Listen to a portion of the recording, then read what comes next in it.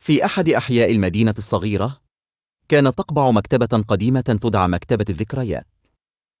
كان جدرانها مغطاة بأرفف خشبية تعلوها كتب قديمة مغبرة تتحدث عن الماضي، بعضها قصص حب من القرون الوسطى، وأخرى تتحدث عن الفلاسفة والحروب. لم تكن المكتبة ذات شعبية كبيرة بين الأهالي إلا أن لها زوارها الذين يحنون إلى الماضي.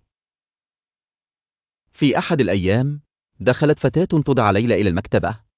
كانت تبحث عن كتاب قديم قد أخبرها جدها عنه. كانت ليلى طالبة في قسم التاريخ، واعتادت أن تبحث عن القصص غير المشهورة لتعيد إحيائها في أبحاثها. وبينما كانت تتجول بين الأرفف، لفت انتباهها كتاب يبدو وكأنه لم يفتح منذ سنين طويلة.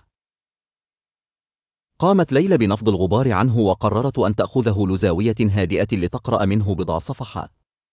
ما إن فتحت الكتاب حتى شعرت وكأن هناك تيار من الذكريات يتدفق بين صفحاته. كان الكتاب مذكرات لرجل عاش في هذا الحي قبل 100 عام. كانت الحكايات مدهشة وغريبة، تروي عن حياة بسيطة مليئة بالمغامرات، الحب، والخسارة. كلما قرأت ليلى أكثر، شعرت بأنها تسافر عبر الزمن، وكأنها تعيش تلك الأيام البعيدة. أحيانا كانت تضحك على طرائف الرجل، وأحيانا تشعر بالألم عندما يروي عن أوقات صعبة مر بها.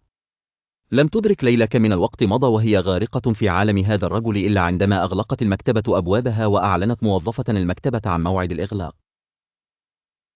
خرجت ليلى في ذلك اليوم وهي تحمل الكتاب بين يديها، وكأنها وجدت كنزا لا يقدر بثمن. عادت إلى المنزل وهي متحمسة لمواصلة القراءة، عازمة على أن تجعل هذا الكتاب جزءا من مشروعها القادم.